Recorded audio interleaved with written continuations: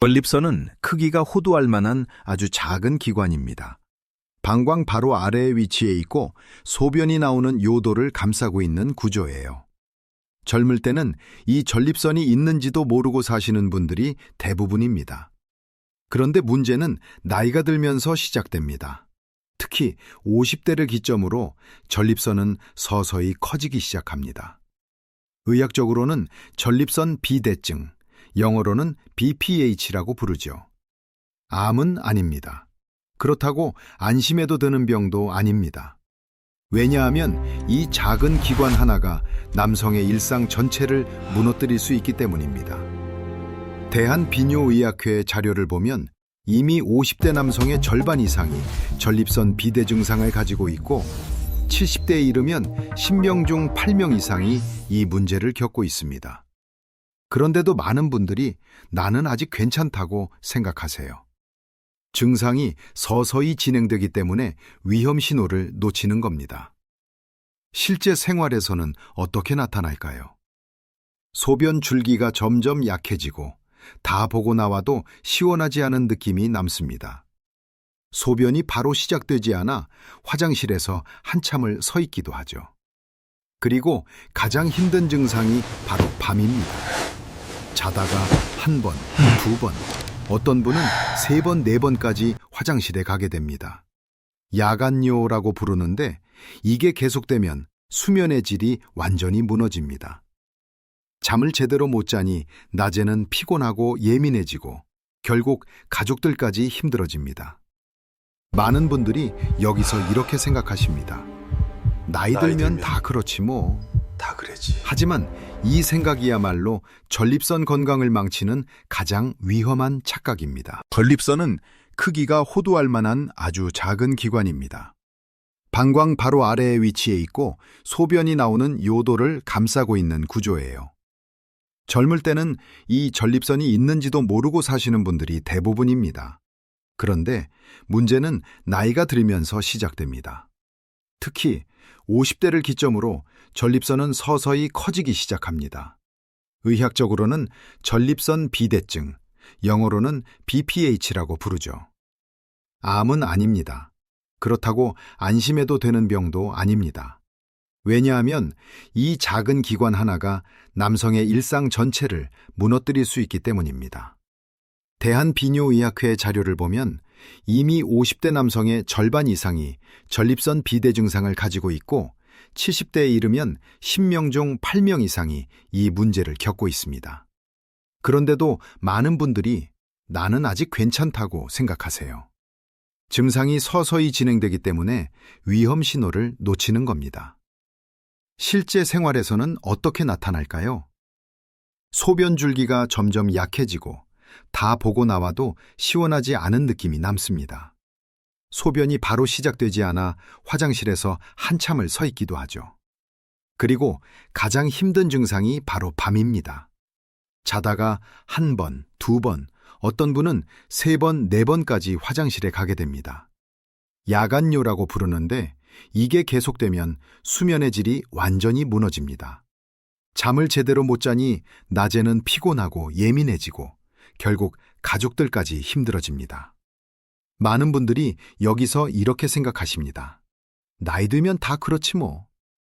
하지만 이 생각이야말로 전립선 건강을 망치는 가장 위험한 착각입니다. 진료실에서 가장 많이 듣는 말이 바로 그 말입니다. 선생님, 나이 들면 어쩔 수 없는 거죠. 저는 그때마다 단호하게 말씀드립니다. 아닙니다. 절대 어쩔 수 없는 문제가 아닙니다. 오히려 그렇게 체념하는 순간 증상은 훨씬 빠르게 악화됩니다. 최근의 의학 연구들은 분명한 사실을 보여주고 있어요. 전립선 비대와 염증은 하루하루의 생활 습관에 따라 진행 속도가 크게 달라진다는 겁니다. 같은 나이, 같은 유전적 조건이라도 어떤 분은 밤에 한 번도 안 깨고 주무시고 어떤 분은 매일 새벽마다 화장실을 오갑니다. 그 차이를 만드는 것이 바로 습관입니다. 전립선이 커진다고 해서 갑자기 커지는 게 아닙니다. 수년, 수십 년에 걸쳐 염증이 쌓이고 혈액순환이 나빠지고 호르몬 균형이 깨지면서 서서히 커지는 겁니다. 다시 말해 우리가 매일 반복하는 작은 선택들이 전립선을 키우기도 하고 반대로 지켜주기도 한다는 뜻입니다. 저는 환자분들께 늘 이렇게 설명합니다. 전립선은 말을 하지 않지만 몸은 계속 신호를 보내고 있다고요. 밤에 자주 깨는 것, 소변이 약해지는 것, 잔뇨감이 남는 것, 이 모든 것이 지금 관리하지 않으면 더 나빠진다는 경고입니다. 오늘 이 영상을 보고 계신다면 아직 늦지 않았습니다. 지금부터 말씀드릴 5가지 습관은 전립선을 다시 건강한 방향으로 돌려놓는 출발점이 될 수 있습니다. 첫 번째 습관부터 하나씩 차분히 짚어보겠습니다. 첫 번째 습관은 물을 마시는 방법을 완전히 바꾸는 것입니다. 제가 물을 많이 드세요라고 말하지 않는 이유가 있어요. 전립선 건강에서는 양보다 타이밍이 훨씬 중요하기 때문입니다. 나이가 들수록 갈증을 느끼는 감각이 둔해집니다. 그래서 목이 마르지 않다는 이유로 물을 안 드시는데 사실 그때 이미 몸은 탈수 상태에 들어가 있습니다. 탈수가 되면 소변은 점점 진해지고 산성도가 높아집니다. 이렇게 농축된 소변은 방광을 자극하고 전립선 조직에 미세한 염증을 반복적으로 일으킵니다. 이 염증이 쌓이면 결국 야간뇨가 심해지고 다시 잠을 깨고 또 몸이 더 피로해지는 악순환이 시작됩니다.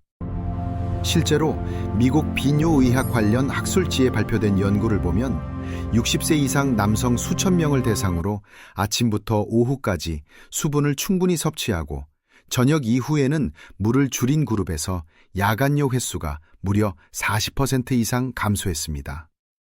저는 환자분들께 이렇게 말씀드립니다. 아침에 눈 뜨자마자 물 한 잔, 오전 중에 2~3잔, 점심 이후 오후 4시 전까지 2~3잔. 이렇게 해서 하루 6잔에서 8잔의 물을 해지기 전에 마시는 겁니다. 반대로 저녁 식사 후에는 국물 있는 음식과 물을 최대한 줄이세요. 이것만으로도 밤에 화장실 가는 횟수가 눈에 띄게 줄어듭니다. 그리고 한 가지 더. 커피나 녹차 같은 카페인 음료는 이뇨작용이 있어 오히려 탈수를 악화시킬 수 있습니다. 드시더라도 오전에만, 오후에는 피하시는 것이 전립선을 지키는 작은 선택입니다. 두 번째 습관은 식사 후 15분 걷기입니다. 이 말을 들으면 어떤 분들은 벌써부터 운동은 힘들어서 못한다고 생각하세요. 그런데 제가 말씀드리는 건 헬스장도 등산도 아닙니다. 그냥 밥 드시고 15분만 천천히 걸으시면 됩니다. 특히 점심과 저녁 식사 후가 중요합니다. 왜 이게 전립선과 관련이 있을까요?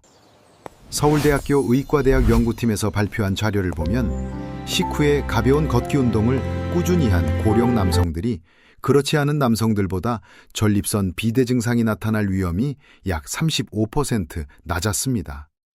이유는 분명합니다. 걷기만 해도 골반 부위의 혈류가 살아납니다. 전립선은 혈액순환이 나빠지기 쉬운 위치에 있는데 걷기를 하면 산소와 영양분이 자연스럽게 공급됩니다. 또 하나 중요한 점은 혈당입니다. 식후 혈당이 급격히 오르면 인슐린 저항성이 생기고 이것이 전립선 비대와 염증을 악화시키는 요인으로 작용합니다. 식후 걷기는 이 혈당 상승을 부드럽게 눌러주는 역할을 합니다.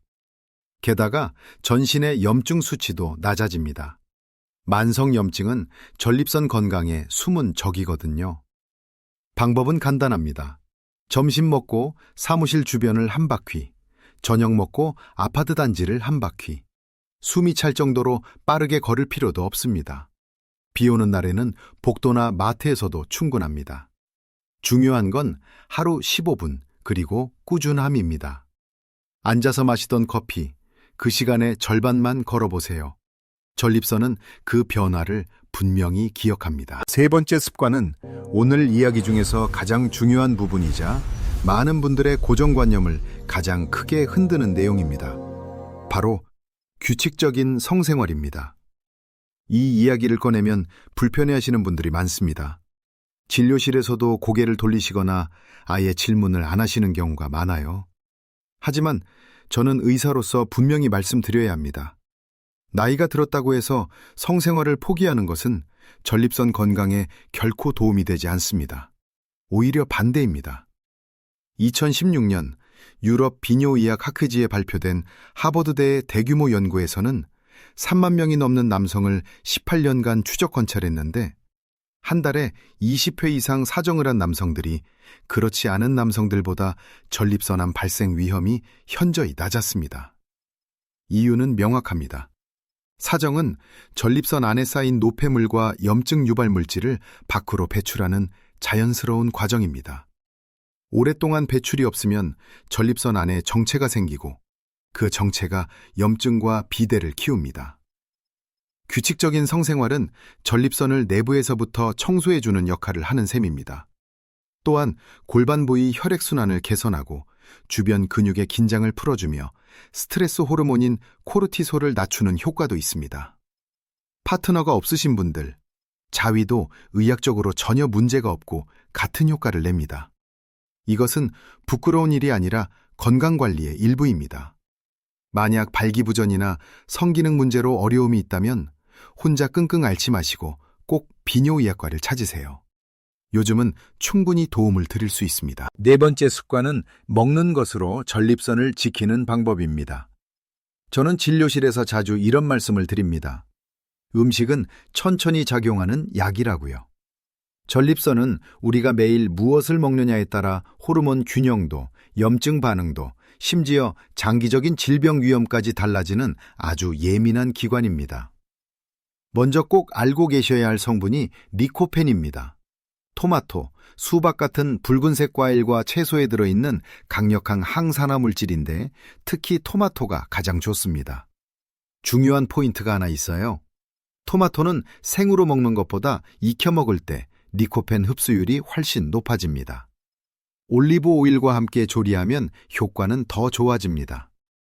여러 국제 연구를 종합한 메타 분석에서도 일주일에 2번 이상 익힌 토마토 요리를 먹은 남성들이 전립선암 발생 위험이 의미 있게 낮았습니다. 우리 식탁에서는 토마토 달걀볶음이나 토마토 소스 요리로 충분합니다. 다음으로 중요한 것이 아연입니다. 아연은 전립선에 고농도로 존재하는 미네랄로 테스토스테론 균형과 전립선 조직 안정성에 꼭 필요합니다. 호박씨, 굴, 견과류에 풍부하죠? 간식으로 과자 대신 호박씨를 드셔보세요. 마지막으로 십자화과 채소입니다. 브로콜리, 양배추, 콜리플라워 같은 채소에는 세포 손상과 염증을 억제하는 성분이 들어있습니다. 반대로 붉은 고기, 가공육, 튀긴 음식, 술은 전립선을 빠르게 지치게 합니다. 특히 술은 증상을 바로 악화시키는 경우가 많습니다. 오늘 식탁에서의 선택이 내일 밤의 숙면을 좌우할 수 있습니다. 마지막 5번째 습관은 숙면입니다. 많은 분들이 잠을 그저 쉬는 시간 정도로만 생각하시지만 잠자는 동안 우리 몸에서는 전립선을 포함한 모든 장기를 회복시키는 중요한 작업이 진행됩니다. 멜라토닌과 성장 호르몬 같은 호르몬이 분비되면서 염증을 억제하고 손상된 조직을 회복시키죠. 실제로 암역학 분야의 연구들을 보면 수면 장애가 있는 남성은 정상적으로 잠을 자는 남성보다 진행성 전립선 질환의 위험이 훨씬 높았습니다. 수면은 테스토스테론 분비, 면역 조절, 스트레스 관리와도 깊이 연결되어 있습니다. 그래서 전립선 건강을 이야기하면서 잠을 빼놓을 수 없는 겁니다. 좋은 수면을 위해서는 매일 같은 시간에 자고 같은 시간에 일어나는 것이 가장 중요합니다. 주말에도 예외는 없습니다. 침실은 최대한 어둡고 조용하게 유지하시고 자기 전에는 스마트폰이나 TV를 멀리하세요. 저녁 시간의 카페인은 피하시는 것이 좋습니다. 하루 7시간에서 9시간 정도의 숙면이 전립선에 가장 이상적입니다. 특히 앞에서 말씀드린 물 마시는 습관을 지키면 야간뇨가 줄어들고 자연스럽게 수면의 질도 좋아지는 선순환이 시작됩니다. 자, 지금까지 5가지 습관을 정리해 보겠습니다. 물은 오후 4시 전에 충분히, 식후에는 15분 걷기, 성생활은 건강을 위해 유지하기, 토마토와 채소 중심의 식사, 그리고 규칙적인 숙면. 이 5가지는 작아 보이지만 함께 실천할 때 강력한 힘을 발휘합니다. 제가 25년 동안 지켜본 바로는 70대, 80대에도 활기차게 지내시는 분들은 모두 예방적으로 행동하신 분들이었습니다. 전립선 건강은 운명이 아닙니다. 선택입니다. 오늘부터 시작하실 수 있습니다. 이 영상이 도움이 되셨다면 꼭 주변의 남성분들과 나눠주세요. 질문은 댓글로 남겨주시면 직접 답해드리겠습니다. 다음 영상에서는 전립선에 좋은 음식과 피해야 할 음식에 대해 더 깊이 이야기해 드릴게요. 저는 비뇨의학과 전문의 이세나였습니다. 여러분의 건강한 내일을 진심으로 응원합니다.